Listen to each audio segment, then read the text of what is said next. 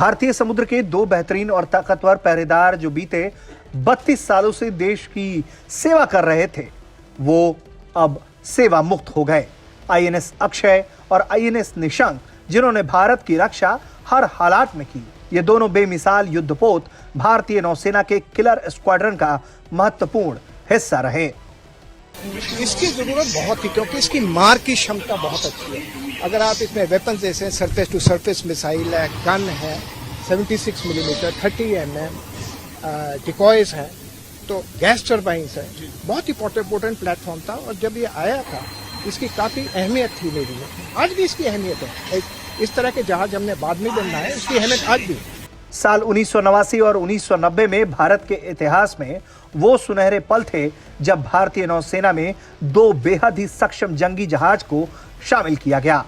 INS Nishank को रूस में बनाया गया था, जहां निशंक वीर श्रेणी मिसाइल कॉवर्ट का चौथा जहाज बना। वहीं आईएनएस निशंक ने भारत पाकिस्तान युद्ध में अपनी वीरता दिखाई थी। आईएनएस निशंक को पूर्वी और पश्चिमी तटों पर संचालित और अपने सामरिक दृष्टिकोण से शत्रु के जहाज को नेस्तनाबूद करने में सबसे कारगर माना गया था।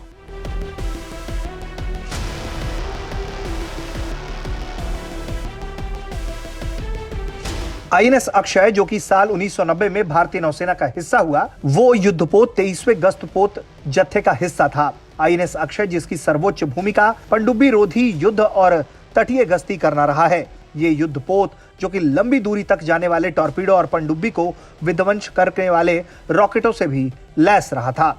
Akshay is an anti submarine warfare ship. बहुत छोटी जहाज है, लेकिन इसका पावर बहुत ज्यादा है। It can kill submarines. It's got all the latest equipment. In 1996 it was the state of the art equipment. It's got everything to combat what a big ship can give, and it is dedicated to ASW.